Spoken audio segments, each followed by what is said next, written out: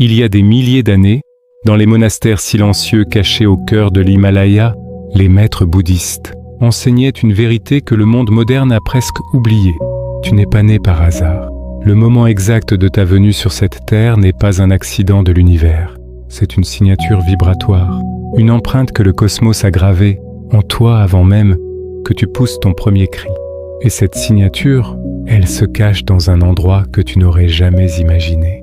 Le dernier chiffre de ton année de naissance reste jusqu'à la fin, parce que ce que tu vas découvrir sur toi-même va peut-être changer la façon dont tu te regardes dans le miroir. Mais avant de te révéler quoi que ce soit, fais quelque chose maintenant.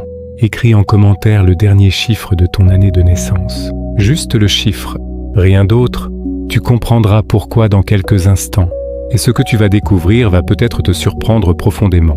Est-ce que tu as déjà eu cette sensation étrange? Ce sentiment profond que ta vie a un sens que tu n'arrives pas encore à voir clairement, que derrière chaque épreuve, chaque rencontre, chaque douleur, il y a un fil invisible qui tisse quelque chose de plus grand. Les anciens ne croyaient pas au hasard, pas les vrais sages, pas ceux qui avaient passé des décennies à méditer dans le silence des montagnes, à observer les cycles de la nature, à écouter ce que l'univers chuchote quand tout le monde dort. Ces maîtres avaient compris quelque chose de fondamental, quelque chose que la science moderne commence à peine à effleurer, que chaque être vient au monde avec une fréquence, une vibration unique, une empreinte énergétique aussi personnelle que ton visage, aussi précise que tes empreintes digitales. Et cette fréquence, elle se lit dans les nombres. Les maîtres bouddhistes appelaient cela le dharma, ton chemin, ta vérité, l'architecture secrète de ton existence. Aujourd'hui, je vais t'aider à en lire une partie, pas avec des formules compliquées, pas avec des années d'études, juste avec un chiffre. Un seul chiffre que tu portes depuis ta naissance sans jamais y avoir prêté attention. Parce que dans la sagesse ancestrale, les plus grandes vérités ne se cachent pas dans la complexité. Elles se cachent dans la simplicité que nous avons appris à ignorer. Un enfant voit la lune et s'émerveille. Un adulte la regarde et pense à autre chose. Nous avons désappris l'émerveillement. Nous avons oublié de regarder ce qui est juste devant nous. Ce soir, je t'invite à regarder à nouveau, avec les yeux de l'enfant que tu étais, avec la curiosité de l'âme qui cherche. Bouddha disait: tout ce que tu es est le résultat de ce que tu as pensé. Mais avant même la première pensée, il y avait une énergie, une fréquence, un nombre.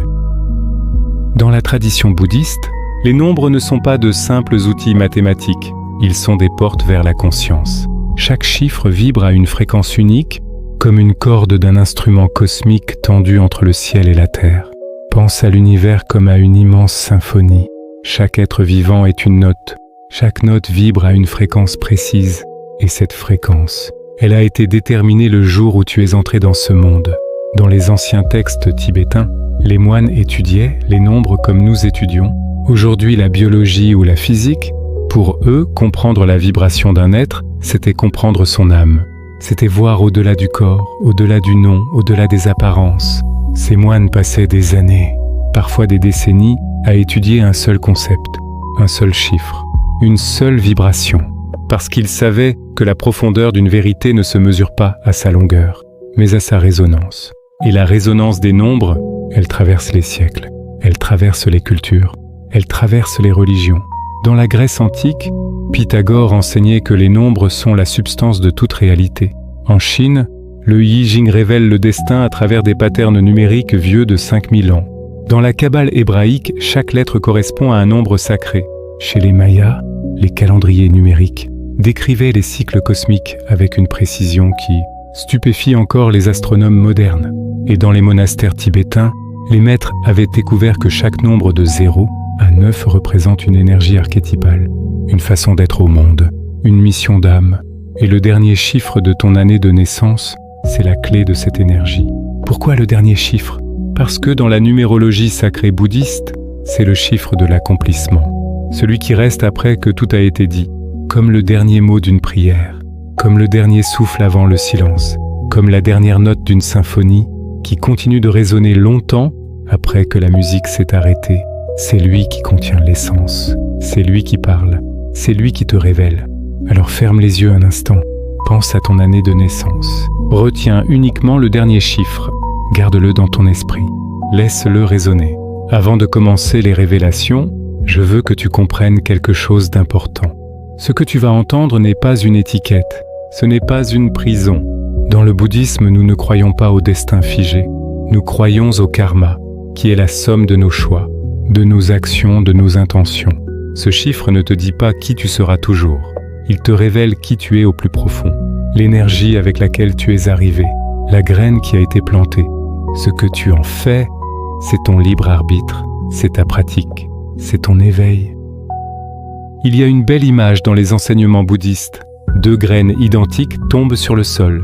L'une tombe sur une terre sèche et rocailleuse. L'autre tombe sur une terre fertile et bien arrosée. Elles portent le même potentiel. Mais l'une s'épanouit et l'autre lutte pour survivre. La graine, c'est ta nature profonde, ton chiffre, ta vibration d'âme. La terre, c'est tout ce que tu choisis. Tes pensées, tes actions, ta pratique quotidienne, ton engagement envers ton propre éveil. Bouddha lui-même n'est pas né éveillé. Il est né prince, dans le luxe, dans le confort, protégé de la souffrance du monde. Il aurait pu rester là, personne ne l'aurait jugé. Mais il a choisi autrement.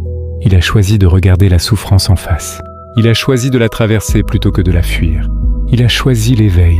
Toi aussi tu choisis. Chaque matin quand tu ouvres les yeux, chaque fois que tu réagis ou que tu réponds, chaque fois que tu choisis la peur ou l'amour, la contraction ou l'ouverture, l'obscurité ou la lumière, tu choisis, et ce chiffre, il t'aide à choisir en connaissance de cause, en connaissance de toi-même. Mais maintenant, écoute bien, parce que ton chiffre peut révéler quelque chose que personne ne t'a jamais dit, et certains chiffres portent une énergie si particulière, que même en les entendant, quelque chose en toi va frissonner de reconnaissance. Si ton année de naissance se termine par 0, tu es une âme rare que les anciens appelaient l'enfant du vide. Dans le bouddhisme, le vide n'est pas l'absence, c'est la plénitude absolue. C'est l'espace d'où naît toute chose. Laisse-moi te dire quelque chose que peu de gens comprennent. Vraiment à propos du vide. Dans la philosophie bouddhiste, il existe un concept fondamental appelé sunyata. En français, on le traduit souvent par vacuité ou vide, mais cette traduction est profondément imparfaite. Parce que le mot vide en français évoque le manque, le néant, l'absence de quelque chose. Ce n'est pas du tout ce que les maîtres voulaient dire. La sunyata, c'est l'espace infini de possibilités. C'est le silence avant la note de musique, sans lequel la note n'existerait pas. C'est l'obscurité avant la lumière, sans laquelle la lumière ne pourrait pas être perçue. C'est le ventre de l'univers d'où naît toute création. Pense à l'espace entre les étoiles. On pourrait dire que c'est du vide, que c'est rien. Mais les physiciens savent aujourd'hui que cet espace n'est pas vide du tout. Il est rempli d'énergie sombre, de champs quantiques, de potentialités infinies. Ce qu'on appelle le vide est en réalité la substance la plus riche de l'univers. Et toi, enfant du zéro, tu es fait de cette matière-là. Tu es quelqu'un qui contient les extrêmes. Tu peux être profondément seul sans te sentir vide. Tu peux être entouré de 1000 personnes et rester intérieur, silencieux, centré. Les autres ne te comprennent pas toujours parce que tu vibres à une fréquence que peu d'esprits peuvent atteindre. Les gens qui te côtoient ont parfois du mal à te saisir. Tu es insaisissable, pas parce que tu te caches, mais parce que tu contiens tellement de dimensions qu'il est difficile de te réduire à une seule. Tu peux être la personne la plus joyeuse de la salle et le lendemain plonger dans une profondeur silencieuse que personne ne comprend. Tu peux aimer quelqu'un de tout ton être et avoir besoin de solitude absolue pour retrouver ton centre. Les gens voient ces changements et pensent que tu es instable, que tu es imprévisible, que quelque chose ne va pas. Mais non, ce n'est pas de l'instabilité, c'est de la richesse intérieure. C'est la capacité de contenir plusieurs vérités simultanément. Les moines tibétains qui méditaient pendant des années dans les grottes de l'Himalaya cherchèrent exactement cet état que tu touches naturellement, cet espace entre les pensées, ce silence vivant, ce vide plein, ta plus grande force. Tu te reconstruis là où les autres s'effondrent, parce que tu sais au fond de toi que la destruction n'est pas la fin, c'est le début. Comme le vide précède la création, comme le silence précède la musique, comme l'hiver précède le printemps, ton plus grand défi, apprendre que tu mérites d'être vu, parce que parfois ta profondeur te pousse à te retirer, à te rendre invisible, à laisser les autres prendre la lumière pendant que toi tu restes dans l'ombre. Mais le vide sacré n'est pas fait pour rester caché. Il est fait pour accueillir, pour recevoir, pour transformer ce qui y entre. Il y a un enseignement zen qui dit « Le vase est utile à cause de son vide ». Toi aussi tu es utile, précieux, irremplaçable, à cause de cet espace que tu portes en toi. Le monde a besoin de ta profondeur. Laisse-le y accéder. Mais certains chiffres portent une énergie beaucoup plus intense, et celui qui vient maintenant en fait partie. Mais maintenant, écoute bien, parce que ton chiffre peut révéler quelque chose que personne ne t'a jamais dit. Le 1 est le premier souffle de l'univers, le premier mot prononcé dans le silence de la création. Si ton année se termine par 1, tu es un être de commencement. Tu portes en toi une flamme que rien ne peut éteindre, même quand la vie souffle fort contre toi. Dans les textes sacrés bouddhistes, le 1 représente l'Adi-Bouddha, le Bouddha originel, la conscience primordiale qui existait avant toute chose, avant le temps, avant l'espace, avant la pensée elle-même. C'est l'énergie du premier pas, du premier souffle, de la première décision qui met tout en mouvement. Et cette énergie, elle est en toi. Bouddha enseignait que le courage n'est pas l'absence de peur, c'est la décision d'avancer malgré elle. Et toi tu avances, toujours, même blessé, même perdu, même quand personne ne croit en toi, même quand tu ne crois plus entièrement en toi-même. Pense aux moments les plus difficiles de ta vie, ces moments où tout semblait s'effondrer autour de toi, ces moments où la logique disait d'abandonner, où la raison disait que c'était fini, où les gens autour de toi avaient peut-être déjà renoncé pour toi.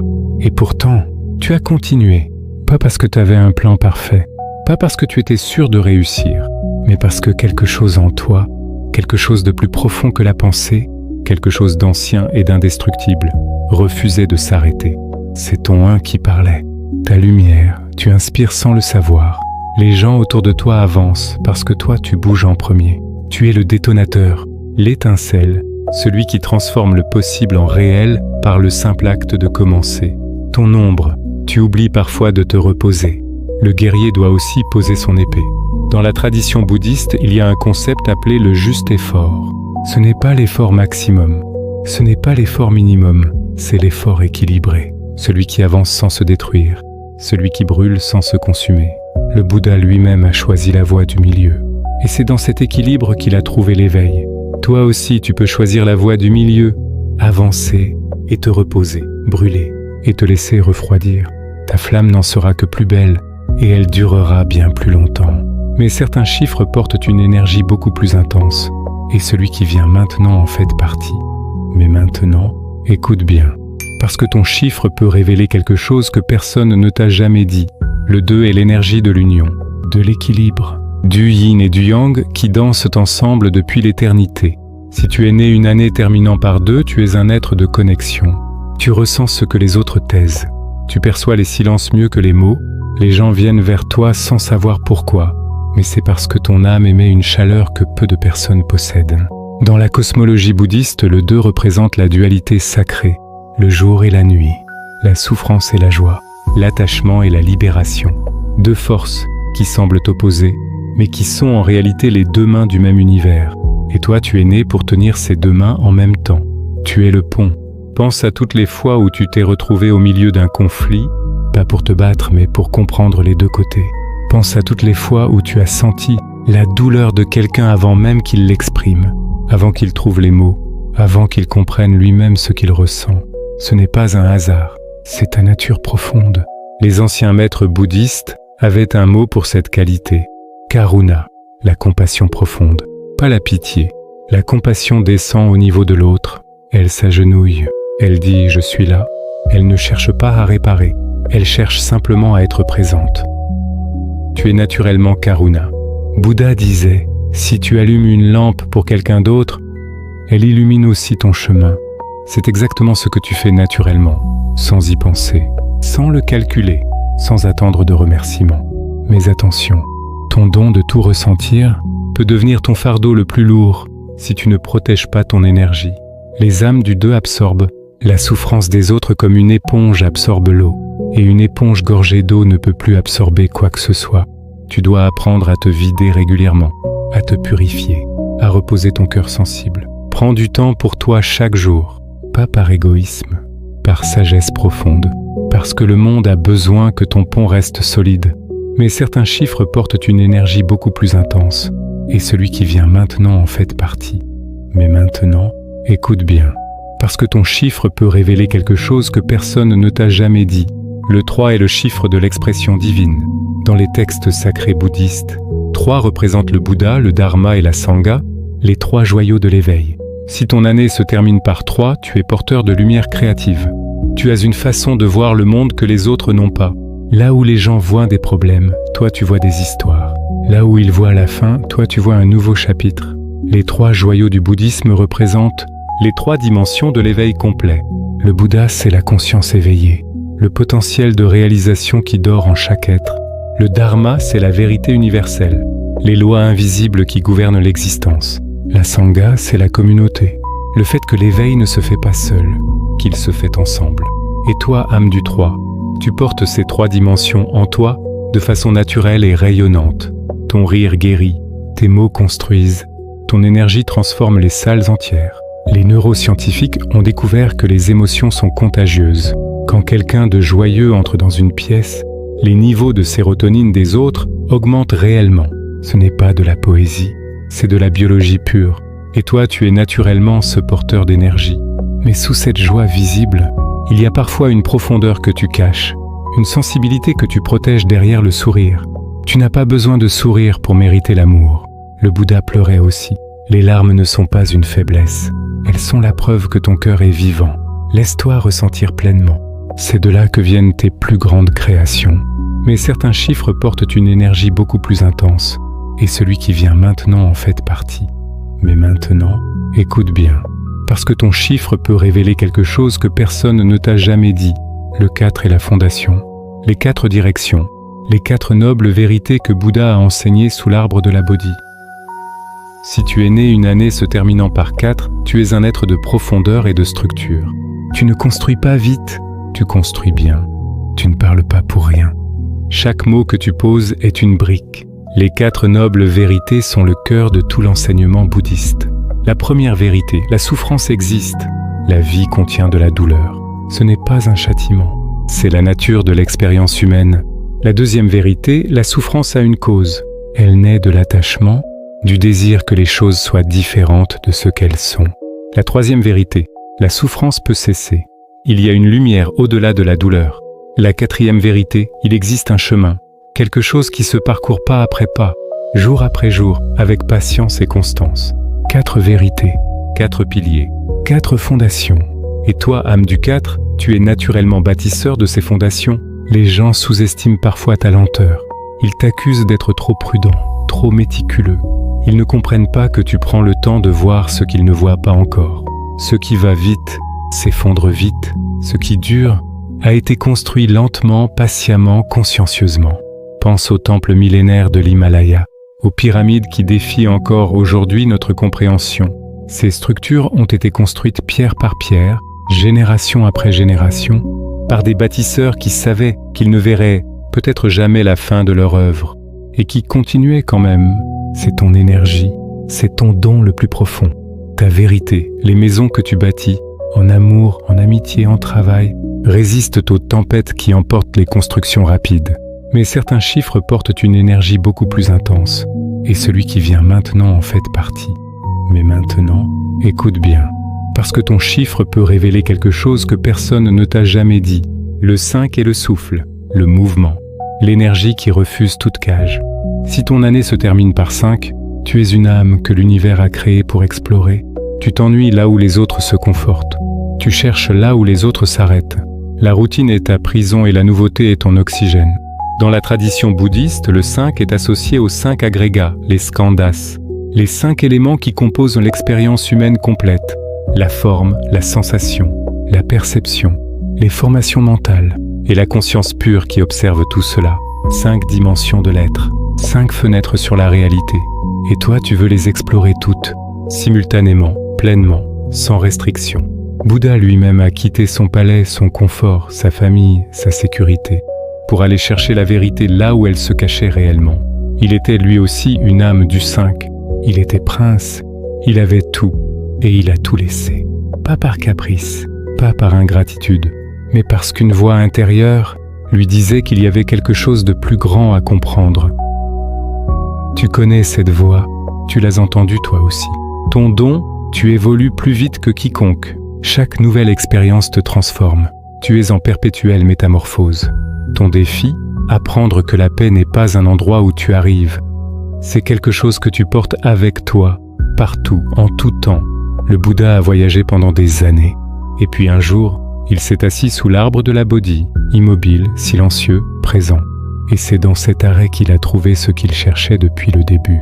Parfois, l'exploration la plus courageuse, c'est celle de ton propre intérieur. Mais certains chiffres portent une énergie beaucoup plus intense. Et celui qui vient maintenant en fait partie. Mais maintenant, écoute bien. Parce que ton chiffre peut révéler quelque chose que personne ne t'a jamais dit. Le 6 vibre à la fréquence de l'amour responsable, du soin, de la protection sacrée. Si ton année se termine par 6, tu es quelqu'un que les gens cherchent quand tout s'effondre. Pas parce que tu as toutes les réponses, mais parce que ta présence seule suffit à calmer la tempête.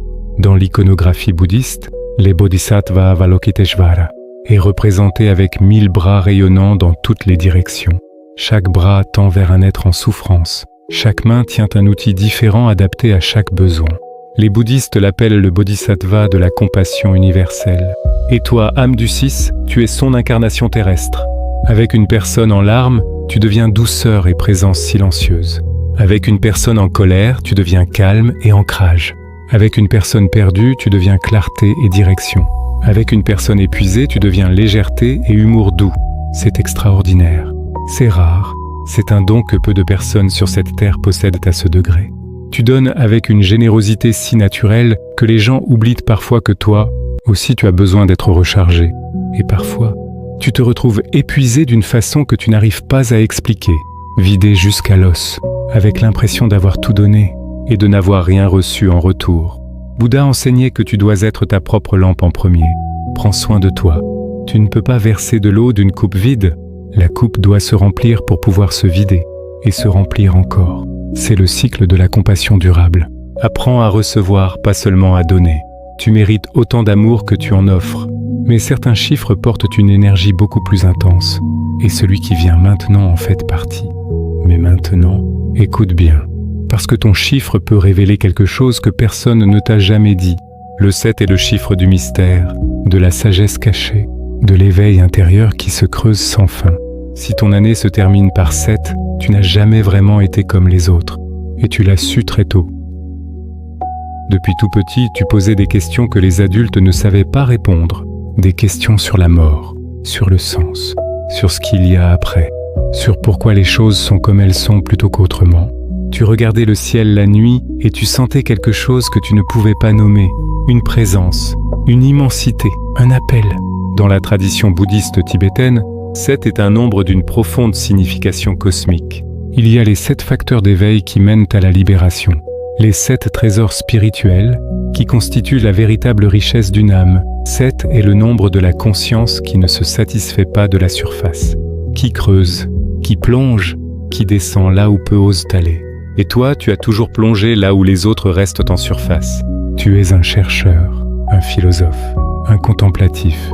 Les gens te trouvent parfois difficile à suivre, pas parce que tu es compliqué dans le mauvais sens du terme, mais parce que pendant qu'ils discutent de ce qui est visible, toi tu explores déjà ce qui est caché derrière le visible. Bouddha a atteint l'éveil non pas en cherchant à l'extérieur, mais en plongeant profondément en lui-même. C'est exactement ce que tu fais naturellement. Ton chemin est solitaire parfois, profondément solitaire. Mais chaque pas que tu fais vers la vérité illumine le chemin de ceux qui viendront après toi. Tu es un éclaireur de conscience, quelqu'un qui ouvre des portes que les autres ne savaient, même pas qu'elles existaient. Les âmes du 7 ne cherchent pas la gloire, elles cherchent la vérité. Et la vérité, elle se donne toujours, tôt ou tard, à ceux qui la cherchent avec assez de sincérité et de courage. Mais certains chiffres portent une énergie beaucoup plus intense, et celui qui vient maintenant en fait partie. Mais maintenant, écoute bien, parce que ton chiffre peut révéler quelque chose que personne ne t'a jamais dit. Le 8 couché devient l'infini. Ce n'est pas un hasard, ce n'est pas une coïncidence. C'est une vérité géométrique qui cache une vérité cosmique. Si ton année se termine par 8, tu es lié au cycle de l'abondance universelle. Le karma travaille fort pour toi, mais il demande quelque chose en retour. L'alignement parfait entre tes actions et tes valeurs les plus profondes. Dans la philosophie bouddhiste, l'octuple sentier est la voie royale vers l'éveil. 8 étapes, 8 pratiques, 8 dimensions d'une vie pleinement alignée. la juste vue, la juste intention, la juste parole, la juste action, le juste moyen d'existence, le juste effort, la juste attention, la juste concentration. 8 porte vers la libération. Et toi, âme du 8, tu es naturellement attiré par cette quête d'alignement total entre ce que tu penses, ce que tu dis et ce que tu fais. Tu as une puissance naturelle, une capacité à manifester que peu de gens comprennent. Quand tu veux quelque chose avec tout ton être, avec toute ta conviction, avec toute ton intégrité, les choses se mettent en mouvement, autour de toi d'une façon qui dépasse la simple logique. Mais chaque fois que tu utilises cette puissance par ego plutôt que par amour, l'univers te rappelle à l'ordre. Ce qui monte descend, ce qui donne reçoit. Ce qui prend par la force finit par perdre. Quand tu agis par amour, par générosité sincère, par intégrité absolue, l'abondance revient vers toi décuplée, centuplée, sous des formes que tu n'avais pas imaginées. Ta leçon de vie la plus profonde. L'abondance véritable n'est pas ce que tu accumules. C'est ce que tu offres librement, généreusement, sans compter. Et cette richesse-là, personne ne peut te l'enlever. Et maintenant, retiens-toi bien, parce que ce qui suit est le chiffre le plus rare, le plus profond, le plus puissant de tous. Si tu portes ce chiffre, ce que tu vas entendre va peut-être tout changer. Certaines personnes qui regardent cette vidéo ont attendu sans le savoir ce moment, depuis longtemps, depuis très longtemps. Le 9, le dernier chiffre, la fin d'un cycle cosmique, le seuil sacré entre ce qui a été et ce qui naîtra. Si ton année se termine par 9, tu n'es pas simplement une personne ordinaire qui traverse une vie ordinaire parmi d'autres. Tu es une âme ancienne, ancienne d'une façon que les mots peinent à décrire, ancienne d'une façon qui se ressent avant de se comprendre. Tu as l'impression parfois d'avoir déjà vécu tout ça, d'avoir déjà vu ces visages quelque part, d'avoir déjà traversé ces épreuves dans une autre forme, dans un autre temps. Cette fatigue inexplicable que le sommeil ne répare pas complètement. Cette sagesse que tu n'as pas apprise dans des livres et qui est pourtant là, solide, présente. Cette façon de comprendre la souffrance des autres comme si c'était la tienne depuis toujours. Ce n'est pas de l'imagination, ce n'est pas de la mélancolie, c'est de la mémoire. Dans la philosophie bouddhiste, le 9 représente l'accomplissement d'un cycle karmique complet et entier. Tu portes en toi, dans chaque cellule de ton être, la mémoire de vies antérieures. Une sagesse qui ne vient pas de ce que tu as appris dans cette vie, mais de ce que ton âme se rappelle depuis des siècles, des millénaires peut-être. Tu sais des choses que tu n'as pas étudiées. Tu comprends des réalités que tu n'as pas vécues dans cette incarnation. Tu reconnais des vérités que tu entends pour la première fois, mais qui résonnent en toi comme de très vieux souvenirs. Tu es ici pour terminer quelque chose, et pour transmettre tout ce que tu portes. Terminer un cycle karmique signifie intégrer profondément, comprendre ce qui devait être compris, pardonner ce qui attendait d'être pardonné, libérer ce qui s'accrochait encore. Libérer les vieilles blessures, libérer les patterns qui se répètent de génération en génération, libérer les croyances héritées qui t'emprisonnent dans une version de toi-même plus petite que ce que tu es vraiment, et transmettre tout ce que tu as compris dans cette vie et dans celles qui ont précédé. Pas forcément par des mots, les âmes du 9 transmettent souvent par leur présence, par leur façon d'être, par la façon dont elles traversent les épreuves, avec une grâce silencieuse que les autres observent sans toujours comprendre d'où elle vient. Tu es un passeur de sagesse, un pont vivant entre ce qui a été et ce qui sera. Ta mission n'est pas de garder ta lumière pour toi, elle est de la partager avant de partir. Accepte ce rôle avec humilité, pas avec orgueil, parce que la vraie sagesse, celle qui a traversé les siècles et les vies, c'est toujours qu'elle ne sait jamais assez. Tu n'es pas ici par accident. Aucun de vous n'est ici par accident. Et maintenant, regarde bien les commentaires. Tu verras quelque chose d'étrange. Des âmes du monde entier, de pays différents, de cultures différentes, de langues différentes, qui ont écrit le même chiffre que toi, qui ont ressenti la même chose que toi en entendant ces mots, qui portent la même vibration que toi sans jamais s'être rencontrés. Ce n'est pas une coïncidence, c'est la preuve vivante que nous sommes tous connectés par quelque chose de plus grand que nous, quelque chose d'invisible mais de réel, quelque chose que Bouddha appelait l'interdépendance universelle. Toutes choses sont liées, tous les êtres sont un. Et ces commentaires, ils sont la preuve que cette vérité n'est pas abstraite. Elle est là, devant tes yeux, dans les mots d'inconnus qui te ressemblent plus que tu ne l'aurais jamais imaginé. Si ce que tu as entendu aujourd'hui a touché quelque chose en toi, si un seul mot a résonné dans ta poitrine comme une vérité que tu connaissais, déjà sans pouvoir la nommer, alors fais quelque chose de simple, quelque chose de puissant. Abonne-toi à la chaîne Sagesse Bouddhiste. Pas pour moi, pour toi. Parce que chaque semaine, je reviens ici déposer des vérités que le monde moderne a oubliées, des enseignements que les maîtres ont mis des vies entières à transmettre.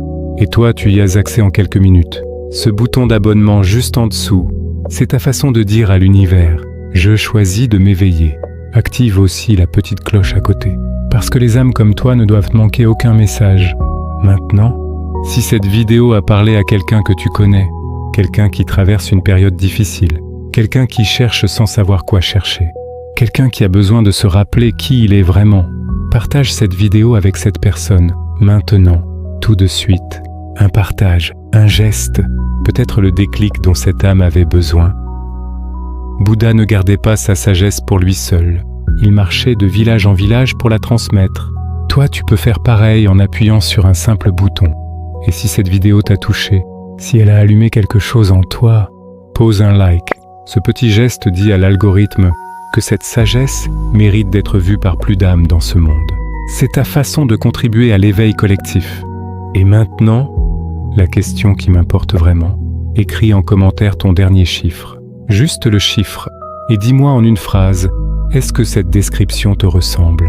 Je lis chaque commentaire, chaque témoignage, parce que cette communauté, la communauté Sagesse Bouddhiste, n'est pas juste une chaîne YouTube, c'est une famille d'âmes qui cherchent, qui grandissent, qui s'éveillent ensemble. Et tu en fais partie, quel que soit ton chiffre. Bouddha enseignait que l'univers ne fait pas d'erreur. Chaque âme arrive au bon moment, dans le bon corps, avec les bonnes épreuves. Tu n'es pas ici par accident. Tu es ici parce que quelque chose en toi devait s'éveiller. Peut-être que cette vidéo fait partie de cet éveil. Alors prends soin de toi, prends soin de ton âme. Et rappelle-toi chaque matin que tu portes en toi une lumière que personne d'autre dans l'univers ne possède exactement comme toi. À très bientôt sur Sagesse Bouddhiste.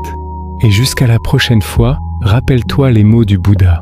Dans l'univers, il y a une chose dont tu dois toujours te souvenir, toi-même.